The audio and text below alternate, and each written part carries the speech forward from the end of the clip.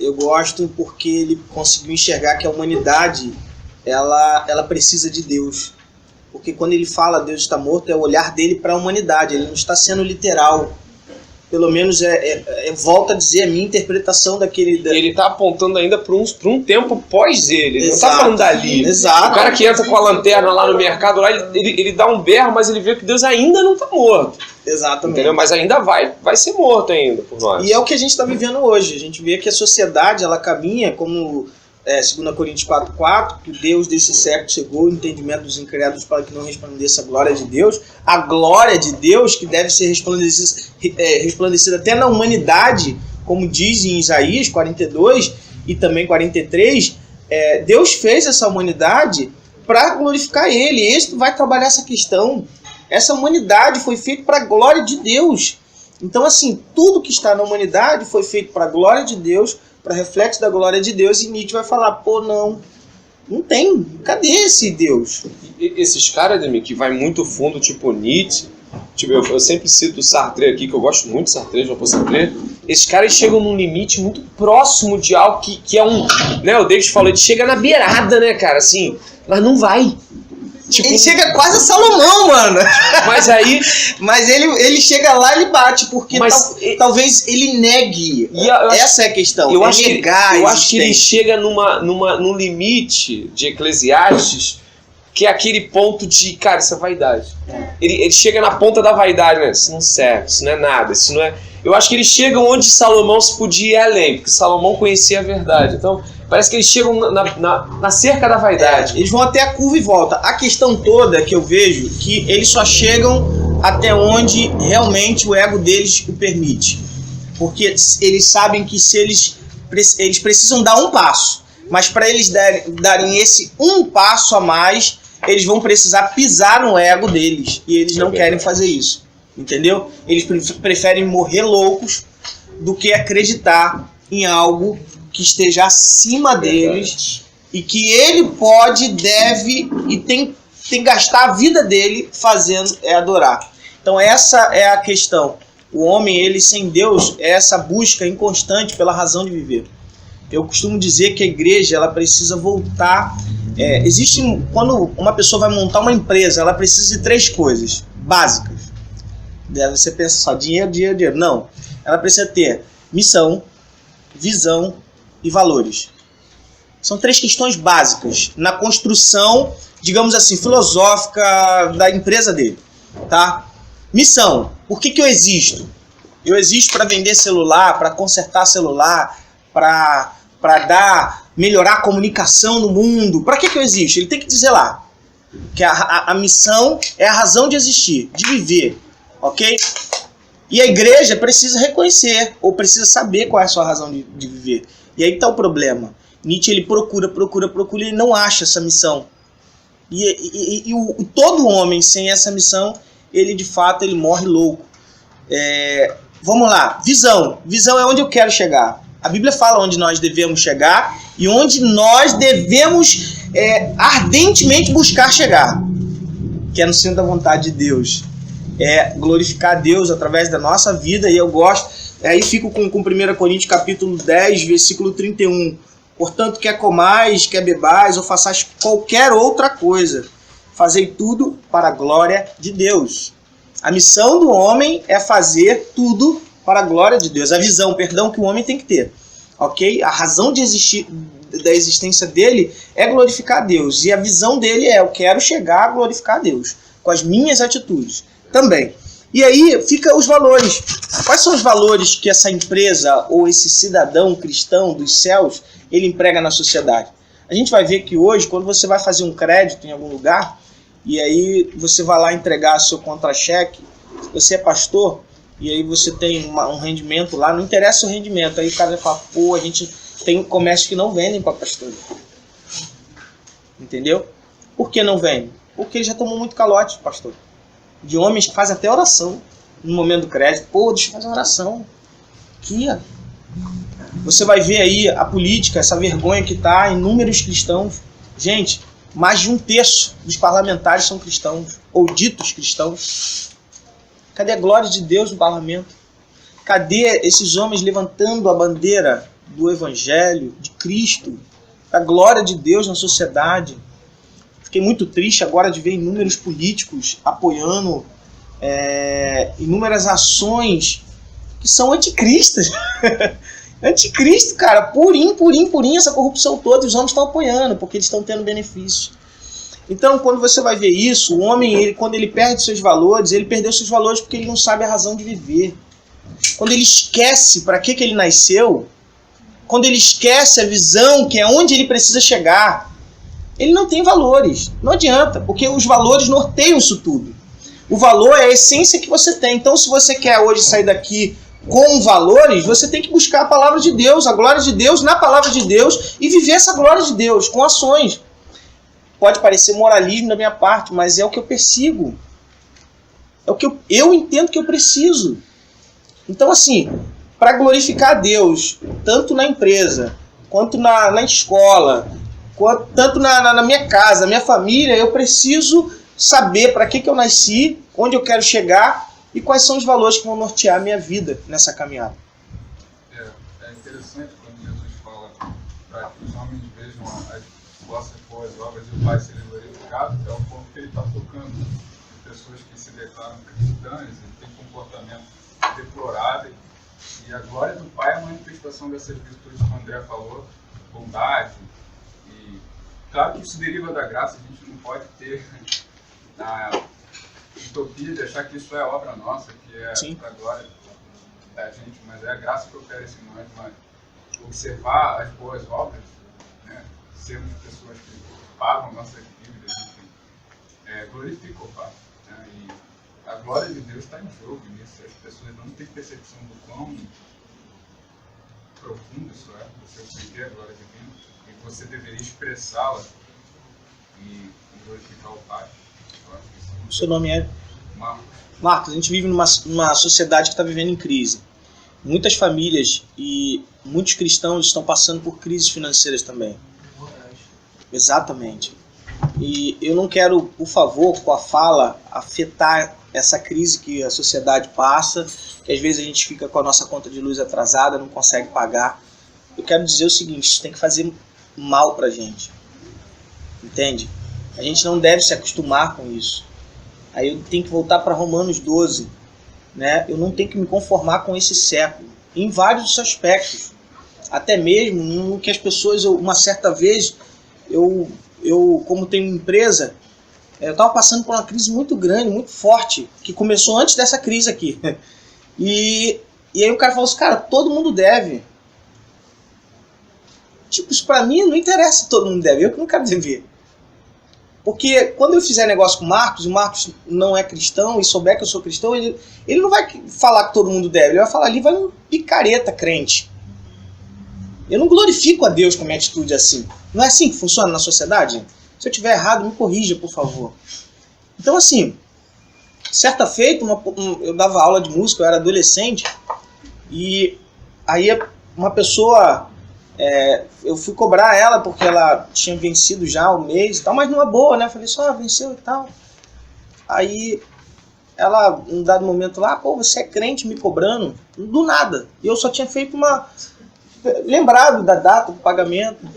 E eu detesto cobrar, gente. Eu tenho problema com cobrar. Hoje em dia eu tomo calote, mas eu deixo pra lá. Por causa daquela parábola. Deve ser isso. Deve ser essa parada aí. Essa parada mesmo, Marco. E aí eu adolescente, aí eu falei assim, eu sabia a religião dela. E eu de maneira impossível, eu falei assim, e você que é. Aí eu falei a religião. E você que é caloteira? Aí ela, pá, bateu o telefone na minha cara. Enfim, então tu fica nessa discussão.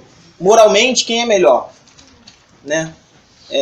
A graça, ela deve nos completar, mas devemos fazer tudo para a glória de Deus. Até os nossos negócios devem ser para a glória de Deus. E quando eu falo os nossos negócios, quando chegar lá na entrevista, no meu currículo lá, eu botar tudo que tem que ser. Não botar nada mais, nem nada menos. Isso é um negócio. Que eu tenho uma vida profissional. Quando eu chegar lá para professora, gente, todo mundo leu o artigo tal, aí você, quem leu, levanta a mão, aí você foi o único que não leu, faz assim, ó. Não leu. Entende? Sua mão baixa, ou abaixada, vai glorificar mais a Deus do que você mentir. Entendeu? O que eu tenho que fazer? Eu tinha um professor no seminário que ele falava, pô, professor, me perdoe, eu tenho família, eu tenho trabalho, não deu tempo. Ele falou assim, o que você faz meia-noite às 6 da manhã? Eu ouvi isso então.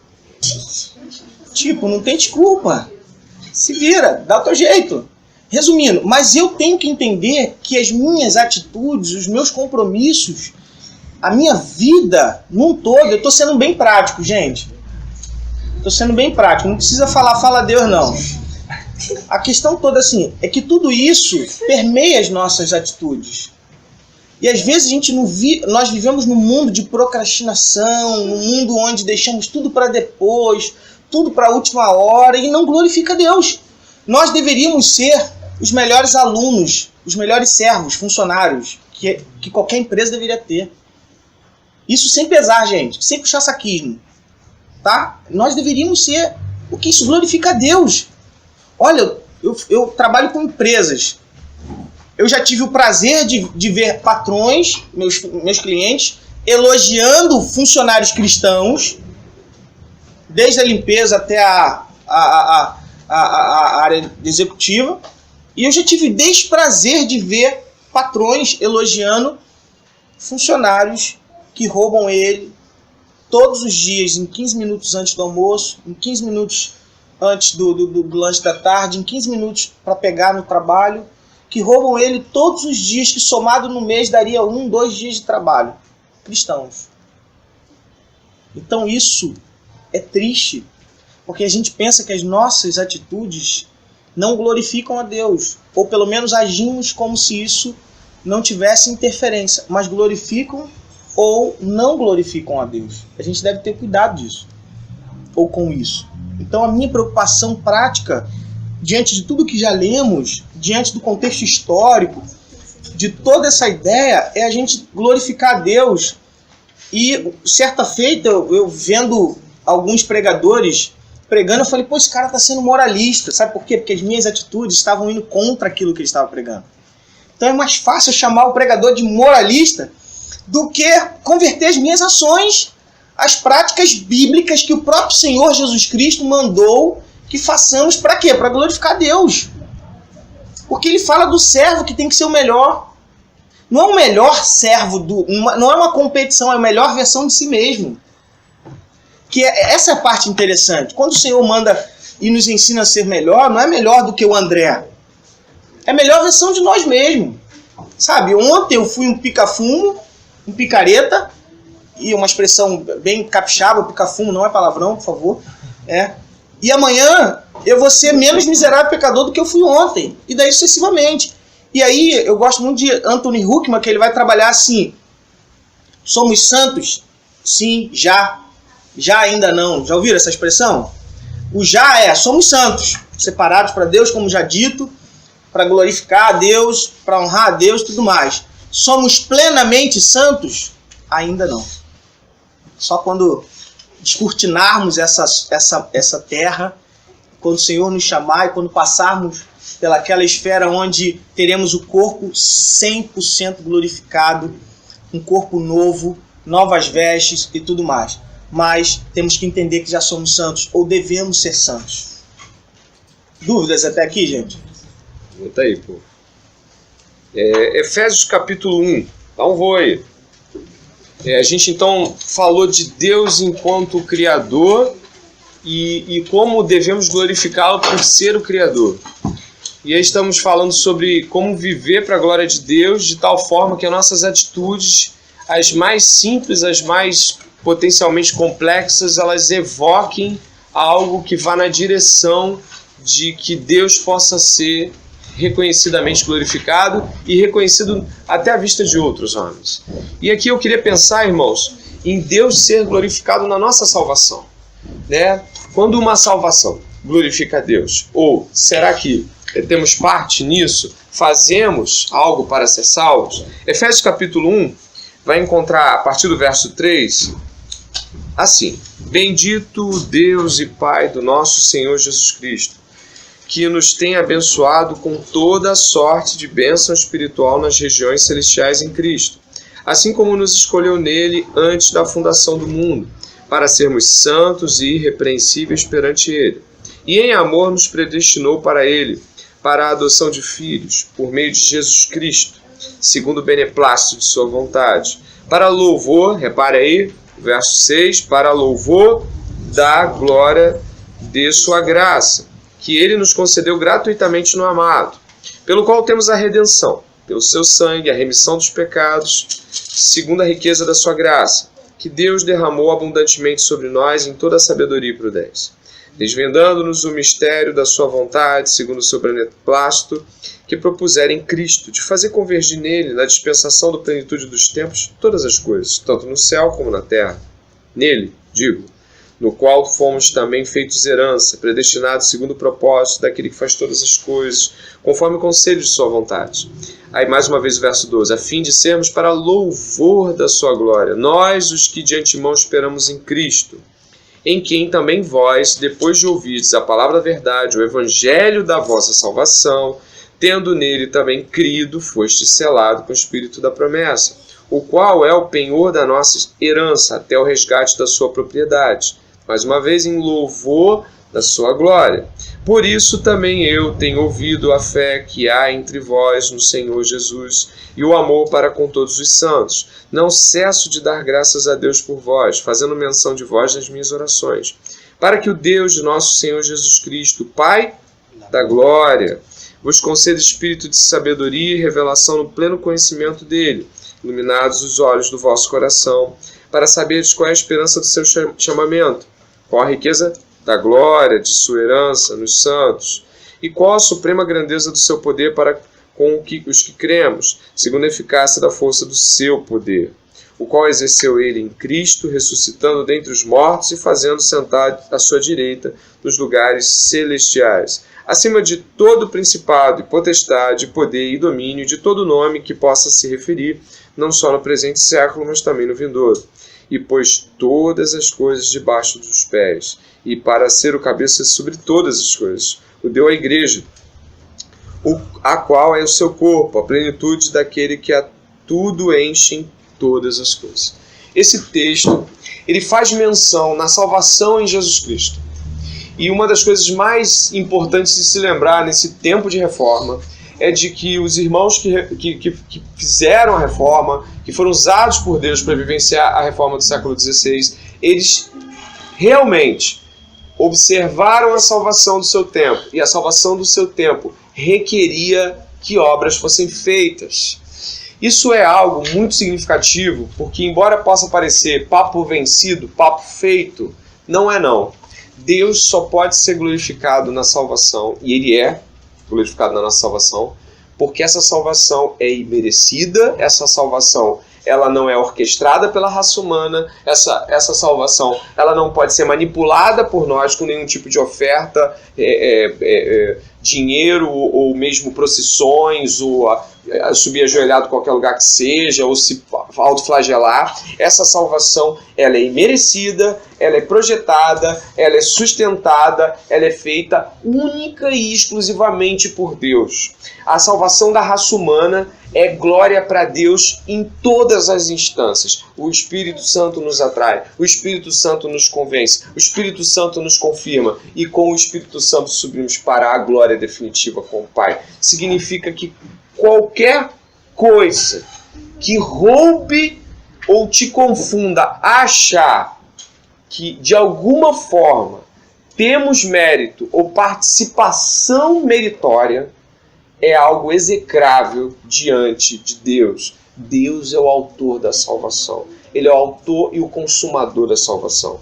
Isso nos deveria deixar essa tarde com um coração extremamente grato, porque não haveria em nós, fração mínima que seja, de possibilidade de conquistá-la. Nós não a queríamos, nós não a desejávamos. A nossa salvação não era algo desejável a nós. Nietzsche, Sartre, Marx, Darwin, Dawkins, qualquer um dos homens citados aqui, em nenhum momento da sua vida desejou ser salvo. Acredito que isso possa parecer meio... tá chovendo no molhado. Não é. Não é.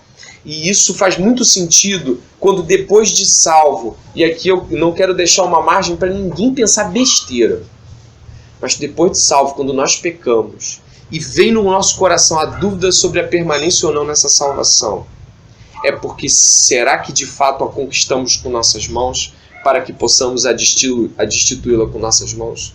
Compreende o que eu quero dizer? Nossa, se chega Jesus no último momento, Ademir, quem sabe aquela fração de segundo, eu estava vivendo uma vida tão santa, Ademir. Mas naquele momento, as luzes se abriram, Luquinha, a trombeta toca. E aí vem o Senhor. Se de cavalo branco ou em outra máquina, sei lá o que João viu, mas ele viu. E aí ele vem. E aí eu, pum! Meu Deus, por que tu chega agora? Não subo. Essa é uma visão fictícia da salvação. Verdade é... Visão de deixados para trás do filme, né? Pô, cara, pum! Cara, só ficou o pano. Cara, ele acabou com a nossa teologia, mas... Um filme consegue acabar com tudo. Nos doaram todos os capítulos ali em livro. Não foi, pô? Tá ali. Deixaram para trás 1, 2, 3, 4, 5, 6... Mas, gente, é uma visão irreal. Irreal. A gente pode discutir... Em dado feito, já fizemos discussões aqui excelentes, não pode ser feito hoje porque acabaria entrando num viés assim complicado, a gente ia acabar gastando um tempo errado. A gente ia discutir sobre apostasia, sobre se arminiano acha que tem mérito ou não, sobre isso ou aquilo. A gente já discutiu essas coisas aqui, pode discutir de novo, 10 mil vezes. Mas a verdade é que a Bíblia não deixa margem nenhuma para eu crer que fiz nada. Nada!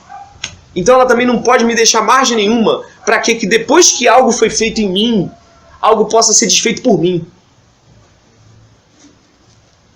E a gente tem que pensar sobre isso, porque qualquer cristão, por mais fiel que seja, vai acabar pecando. Isso não é desculpa para pecar. Isso na verdade não é nem incentivo. Quem é que com o Espírito Santo dentro fica pensando, pô, já que ele falou isso, né? Não preciso... Pô... Era o que eu estava querendo ouvir. Essa semana eu estava precisando de uma consolação para o meu tormento aqui mental. Não, cara. Isso aí, para quem é salvo, continua valendo do mesmo jeito. Eu não quero pecar. Mas é nós pensarmos assim, sim, irmão, a gente vai cometer pecados. Alguns serão extensionalmente, consequentemente, até graves.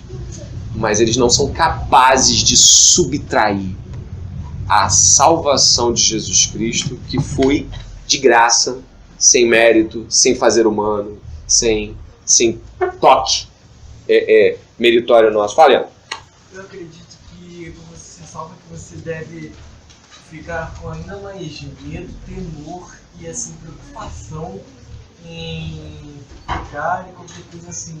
Porque você vai estar passando uma imagem errada de Deus. Sim, concordo.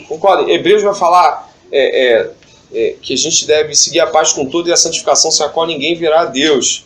E ninguém mesmo, o outro não vai ver Deus, eu não vou ver Deus, ninguém vai ver Deus, porque se eu estiver buscando não me santificar, não vai ser só eu que não estou vendo Deus naquilo que eu estou fazendo, o outro não está vendo. Porque eu gosto muito de um pastor que fala sobre isso. A gente pensa em santificação sem a qual ninguém verá a Deus, eu fico com medo de ir para o inferno. Cara, eu tenho que ter medo de que o outro não me veja com Deus. Porque aquilo que Deus falou, as obras glorificam o Senhor Jesus Cristo. Nós temos uma dificuldade muito grande de entender a salvação por graça, porque tudo que a gente faz não é por graça. Até nossas relações aqui entre nós, por mais que a gente se ame, tem mérito. Se tu começar a vacilar, eu vou começar a falar... Não, pô, fulano nunca fura, não é assim? Aí furou de novo. Aí fulano nunca fura. Terceira vez, cara, o que está acontecendo? Então a gente já começa a subtrair a identidade da pessoa com base, né, nos atrasos. A gente faz isso, a gente é meritório no casamento, no namoro, no noivado. A gente começa a falar assim, poxa, eu pensei que era uma pessoa e é outra. A gente começa a subtrair a identidade do ser humano. Infelizmente. Eu costumo até dizer que nós não devemos ser meritocráticos só quanto à salvação, porque no restante é impossível a gente não... O trabalho você tem mérito, a Bíblia vai trabalhar mérito no conceito de salvação, de galardão, né? Que aí é um outro contexto, não é para ser salvo, é algo que o Senhor dá por sua graça, misericórdia. E ele fala que quando você faz algo, ou muitas coisas que dá sua vida por ele, ele te incentiva a fazer isso, Mas a salvação não é meritocrática, não tem jeito, não tem para onde correr. Você não vai achar um texto que vá fundamentar, né? E aí eu vou até um pouco mais além para encerrar esse fundamentar, né? Você não vai achar nenhum texto com uma boa exegese que vá fundamentar isso. Porque às vezes, literalmente, você lê uma coisa lá, né? Eu gosto muito de alguns pensadores e fico preocupado com outros que pegam um texto literal para defender uma coisa. Saúde, que Deus te abençoe e te proteja. E outros que falam assim, não, mas isso não é assim. Eu falo, calma, aquele outro texto era assim, esse não? Por que para um você usa exegese, para outro você fala que é literal? E aquele que manda arrancar o braço, arrancar o olho, se te faz pecar, não é literal? Então a salvação é basicamente, é exatamente assim, não tem mérito no homem, como já dito. Desculpa até repetir aquilo que você já falou tão precisamente, mas é importante que o homem pense no mérito quanto às suas ações que glorificam a Deus, porque o mérito é a glória de Deus. O mérito do homem, o maior mérito para o servo é a glória do seu Senhor. Isso é legal a igreja pensar. Eu estou falando isso porque eu por muito tempo fiquei pensando, não, nada para glória, desculpa, nada é meritocrático, nada é meritocrático, nada é meritocrático. Não é nada não, é salvação. Mas existe o mérito que é a glória de Deus. Quando nós fazemos alguma coisa que glorifica a Deus, ele recebe esse mérito. E é muito importante. E ele converte esse mérito para nós em galardão. Tá ficando claro essa fala? Se tivesse um flip chart eu desenharia, porque eu acho que fica melhor. Pensa o seguinte, todas as ações que já ditas aqui que são boas, que glorificam a Deus, que apontam para Deus na sociedade, o mérito que o homem recebe é o mérito que o próprio Deus dá, porque glorifica a Deus e Deus ele ressoa esse mérito que ele recebeu, essa glória que ele recebeu em galardão, em bênçãos para nossas vidas. Não existe essa troca de eu vou fazer para Deus me dar, mas existe essa graça de Deus. Fala, Marcão.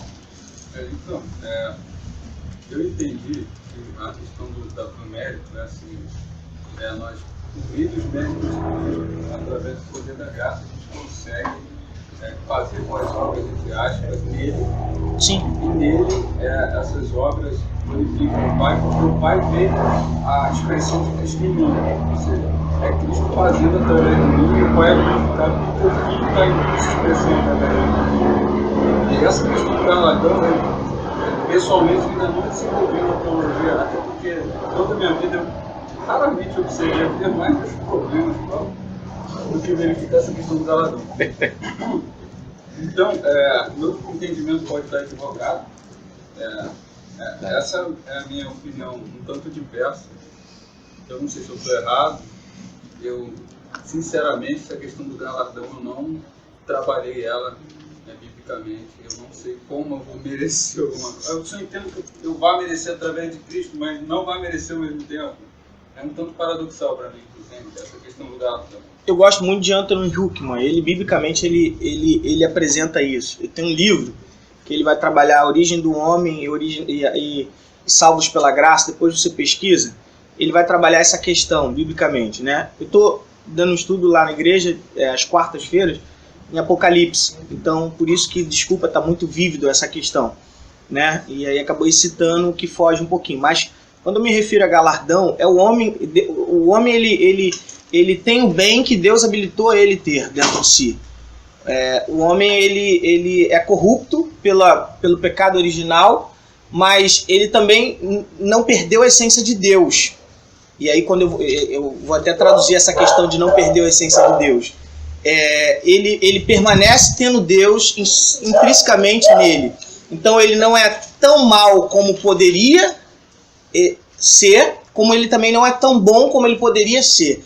E aí que está a grande confusão, e Anthony Huckman, na origem do homem, ele vai trabalhar essa questão, e ele demonstra que o homem regenerado, salvo, um eleito do Senhor, ele é habilitado a fazer o bem, né? Ele recebe o botãozinho conectado, plaque, né? Através do Espírito Santo, a fazer o bem que já existia nele lá na origem, que foi suja, ou que foi deturpada devido à corrupção do homem. Tá ficando claro, gente? Eu estou sendo muito complexo.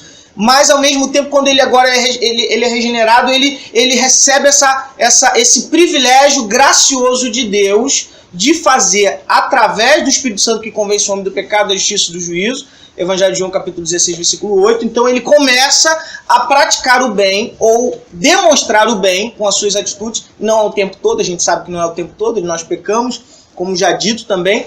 Ele começa a fazer isso tendo a habilitação de Deus. Então essa graça de Deus que nos convence a fazer o que é certo, ela também reflete na glória de Deus, e essa glória de Deus reflete num galardão que Deus dá graciosamente. Na verdade, o ar que a gente respira vem de Deus.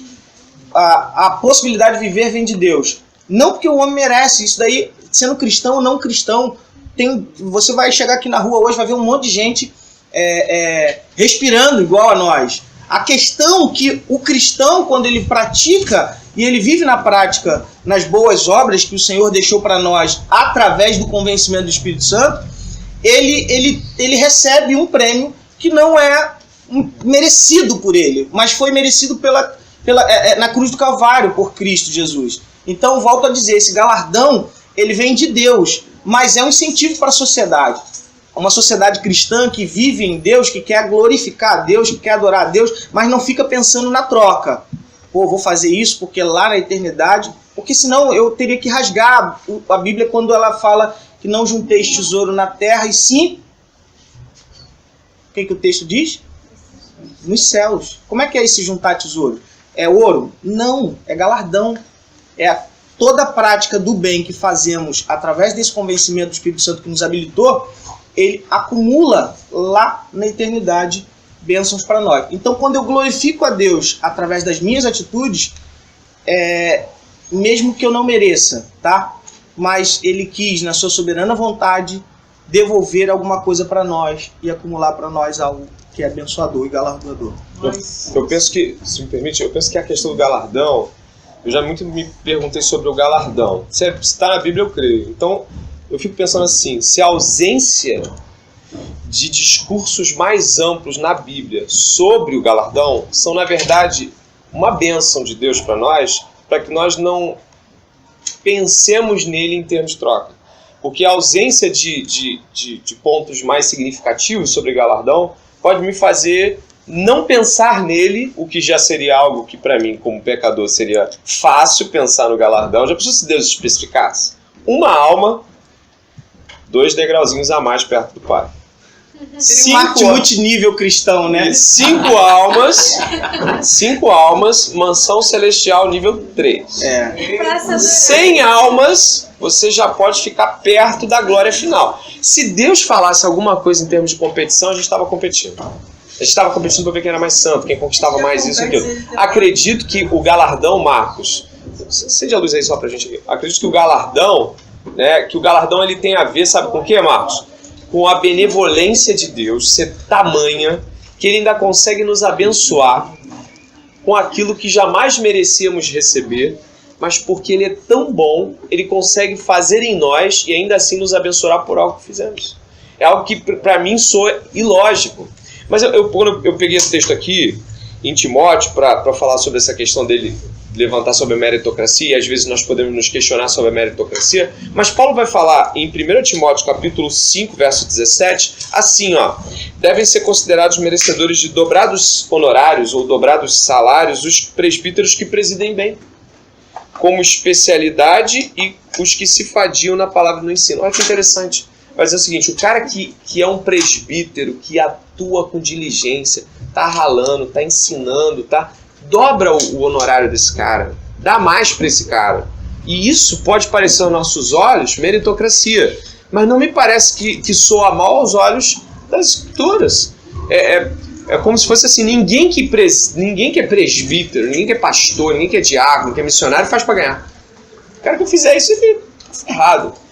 Mas ao mesmo tempo a igreja deve reconhecer isso e abençoá-lo de tal forma, ou mais ainda, por ver um esforço acentuado desse homem. Então Então, se a gente for pensar em termos de honrar essa pessoa, acho justo que ela seja honrada. Vocês estão entendendo onde a gente está chegando? Porque senão a gente pode carregar essa questão de mérito para a salvação, o que é errado. Esse é o perigo. E não trabalhar o a quem honra, a quem respeito, para quem de fato está se esmerando. Eu tenho uma pessoa que chega atrasada, que não se importa, chega a hora que quer, se quiser vem, se quiser não vem. E aí eu tenho uma outra que chega direito, honra, respeito, faz todas as coisas. Eu falo o seguinte, então nós vamos escolher aqui esse irmão para nos representar no nosso... Porque esse irmão nos representa, com todo respeito. Esse irmão nos envergonha, porque ele faz do modo que ele quer, ele faz do jeito que ele acha que deve fazer. Então, nós temos que ter cuidado, já passando a palavra, Marcos, para ti, porque senão a gente acaba vivendo também numa utopia de tá tudo bem, todo mundo é igual. Aí é por isso que de repente, na camaradagem, a gente pode deixar que um pastor que não tá nem aí para a congregação, não tá nem aí para ninguém, faz o que quer, a gente fala, não, irmão, não, é obra de Deus, a gente tem que relevar. Não, se o cara não tá ensinando heresia, tá ensinando mentira, tá tratando a igreja com descaso, e a gente, não, é obra de Deus, a gente tem que entender que é a limitação da pessoa. Não, chega no pastor, o que está acontecendo? O senhor precisa de ajuda, pastor. A gente pode te ajudar de alguma forma? Não, porque a gente está vendo que o senhor não está fazendo mais visitações, o senhor está precisando de um apoio, diácono tal, você está entendendo? Porque existe sim entre nós uma demanda acerca de, se a pessoa tem honrado a confiança, ela deve ser digna de ser honrada pela confiança que ela recebeu, e devemos sim não nos esquecer das escrituras nesse ponto também. Isso não é glorificar ninguém, isso é ser justo. A gente tem que ter cuidado só com essas linhas que são tão tênues, são tão fininhas, que às vezes a gente não consegue entender qual polo, né, de justiça, de honra, que a própria Bíblia manda honrar autoridades, e essa honra não está acima de Deus, está abaixo de Deus, mas o texto talvez literalmente pode ser interpretado de mal visto. Deus não tem problema com riqueza, tá? E aí ele exorta a Timóteo, até em 1 Timóteo capítulo 6, versículo 17, ele fala assim, exorta aos ricos do presente século que não sejam orgulhosos. Olha a glória de Deus aqui, olha. Nem depositem a sua esperança na instabilidade da riqueza, mas em quem? Em Deus. Olha a glória de Deus. Né? Que tudo nos proporciona ricamente para nosso aprazimento. Que pratiquem o bem, aquilo que eu tinha dito, sejam ricos de boas obras, generosos em dar e pronto a repartir, que acumulem para si mesmo tesouros, sólido fundamento para o futuro. Olha que interessante, o galardão mais uma vez, tesouro sólido para o futuro, a fim de se apoderarem da verdadeira vida, futuro. Então, Timóteo, ele acaba recebendo do apóstolo Paulo um ensinamento bem escatológico, né?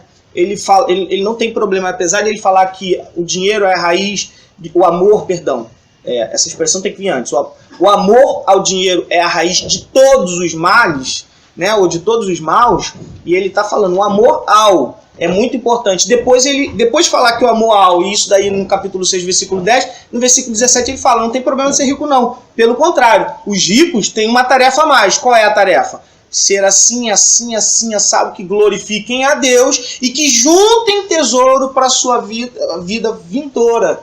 Ok? Então, o galardão está na Bíblia toda, só que a gente não consegue enxergar porque ficou bem que maquiado para que o homem não vivesse em busca disso, pensando em acumular, e até foi um problema da igreja nos primeiros séculos que estavam vendendo os galardões. Esse é o problema dos reformadores. Tá, Marco? Marco, desculpa, eu tenho que de novo. E tudo que não é feito por fé é pecado. Então qualquer um que faça algo pensando em termos de galardão já não tem. Exatamente. Não, eu ia falar que a palavra é natural. Tesouro, né? Isso que eu ia falar. No Novo Testamento, a palavra tesouro é controversa, principalmente o contexto dela. Por exemplo, tesouro se refere a objetos reais que você vai adquirir numa pós-vida, ou pode ter uma contextualização maior, ser o próprio Cristo. Quando o Cristo faz referência, por exemplo, a tesouro, certamente ele está falando dele. Eu não vejo como objetificar isso. Eu não estou querendo aqui reduzir a questão para um mero debate sobre o grego. Eu não sou erudito no grego do Novo Testamento, infelizmente. Mas o que eu quero dizer é que provavelmente a gente está objetificando algo que provavelmente se refere ao próprio Cristo. Tá, mas nesse texto não, tá? Nesse texto